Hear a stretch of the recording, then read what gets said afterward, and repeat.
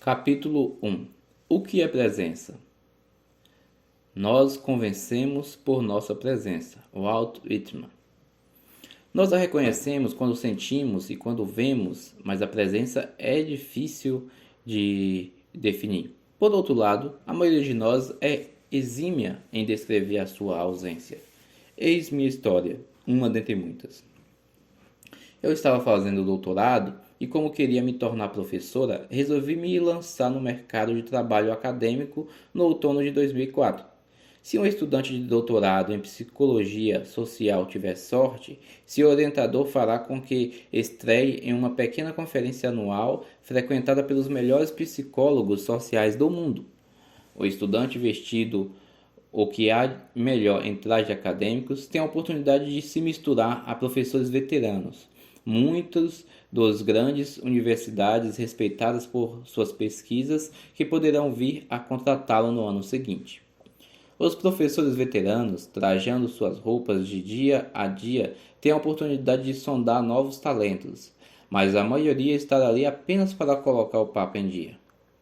Em certo sentido, os estudantes ensaiam para esse momento durante os 4 ou 5 anos inteiros que culminarão nele. Eles chegam preparados, prontos para sintetizar seu programa e objetivos de pesquisa em exíguos 90 segundos, breve o suficiente para prender a atenção do público sem acidentalmente mostrar desrespeito por consumir demais seu tempo. Eles chegam munidos de um discurso que se conhece, dentro e fora do mundo, como no mundo acadêmico, como venda de elevador, uma apresentação tão sucinta que possa ser feita durante uma viagem de elevador. Minha ansiedade com essa conferência desafiava todas as dimensões cabíveis. O encontro começou no salão de conferências de um hotel. Subindo para o jantar da abertura, tomei o elevador no saguão junto com 3 pessoas, todas figuras consagradas na minha área acadêmica e que eu idolatrava havia anos. Sem se apresentar, um dos professores que eram de uma prestigiosa universidade em que eu adoraria trabalhar disse casualmente: "Ótimo, estamos no elevador. Vamos ouvir seu projeto." Meu rosto esquentou, minha boca secou, hiperconscientemente de que não apenas um, mas 3 acadêmicos famosos estavam confinados comigo naquele espaço minúsculo. Comecei minha venda, ou melhor, as palavras começaram a pular da minha boca. Ao final da primeira frase, soube que tinha começado totalmente errado. Ouvi-me dizendo coisas como: "Então, espere antes que eu explique essa parte." Eu mal conseguia acompanhar minha narrativa, e quando a consciência do meu fracasso iminente bateu, a capacidade de pensar em qualquer outra coisa além da minha ansiedade esmagadora foi embora.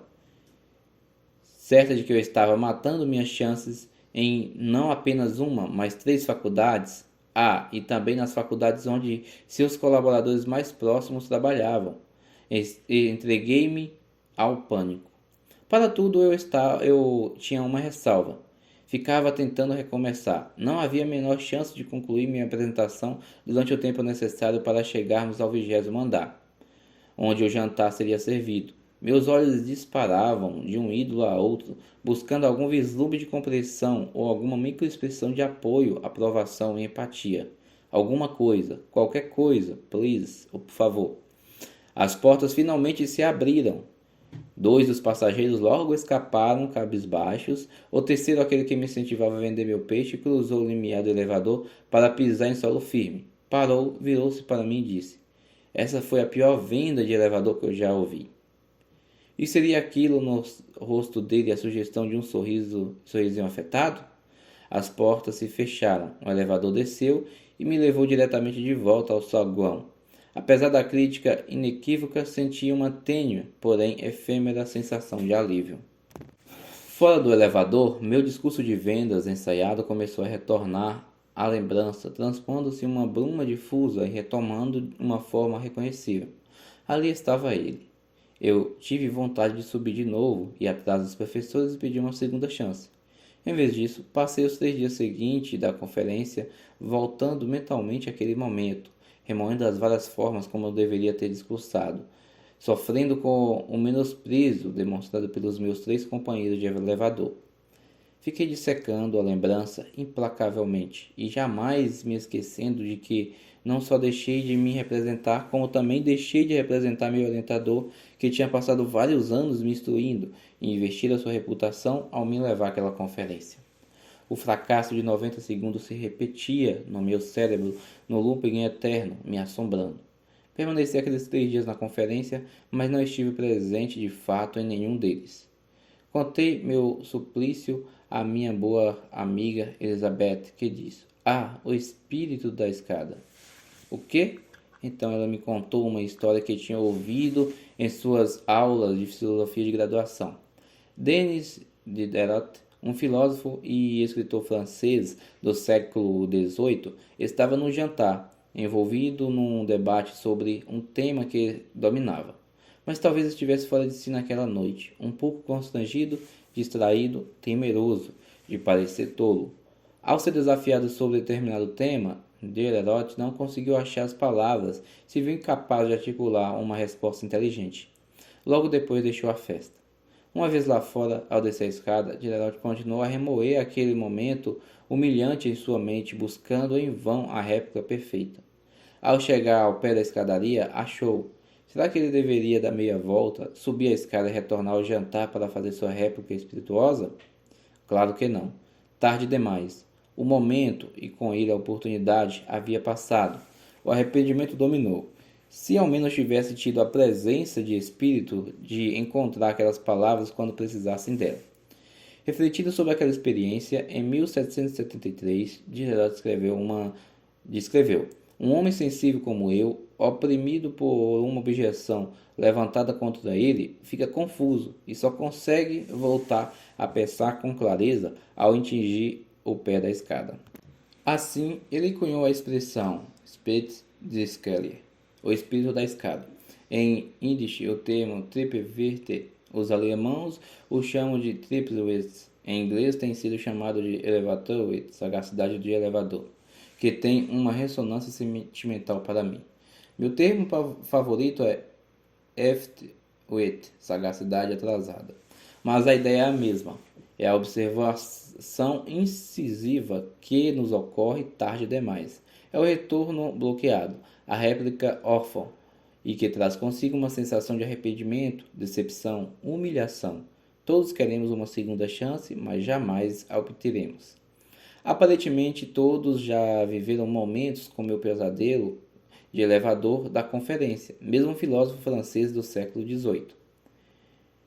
Rajev, um dos principais espectadores a me inscrever após a publicação da minha palestra no TED, descreveu assim um desses momentos.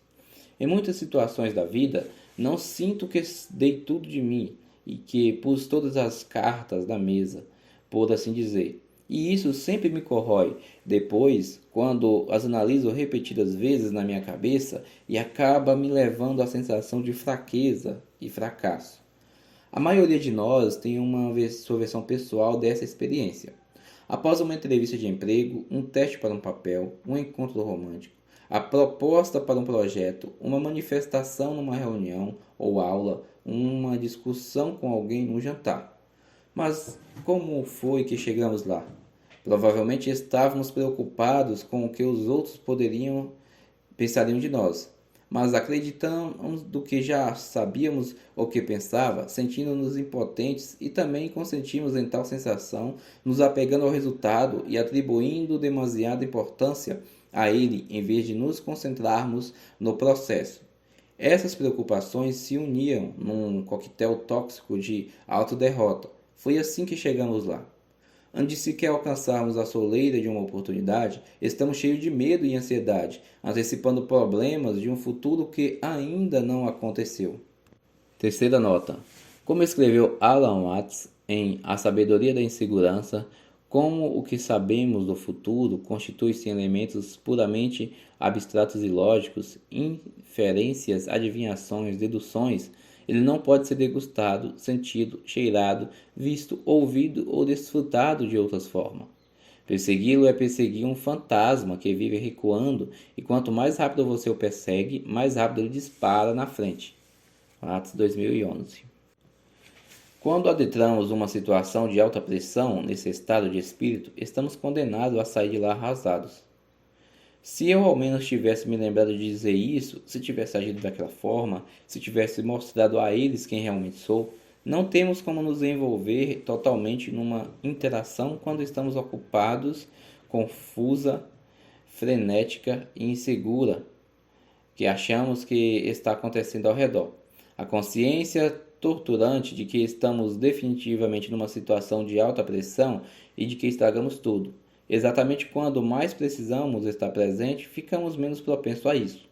Como escreveu Alan Watts em A Sabedoria da Insegurança, para entender a música, você precisa escutá-la. Mas à medida que começa a pensar, estou ouvindo essa música, você não está ouvindo de fato. Quando está numa entrevista de emprego, pensando, estou numa entrevista de emprego, você não consegue compreendê-la, envolver-se plenamente com o entrevistador, nem apresentar o eu que gostaria de mostrar. Sem eu, mais real, brilhante, arrojado e relaxado. Watts descreveu essa expectativa ansiosa desses momentos como a busca de um fantasma que vive recuando, e quanto mais rápido você o persegue, mais rápido ele dispara à frente. Esses instantes se transformam em assombrações, e nós dotamos o poder de assombrar antes, durante e depois. Na próxima vez que se deparar com uma dessas situações tensas, imagine que a enfrenta com confiança e entusiasmo, em vez de dúvida e temor. Imagine-se cheio de energia e à vontade enquanto está ali, livre de seus medos de como os outros poderiam estar julgando você. E imagine que vai embora depois sem arrependimento, satisfeito por ter dado o melhor de si, independentemente do resultado mensurável, nenhum fantasma a ser caçado, nenhuma sagacidade aos pés da escadaria.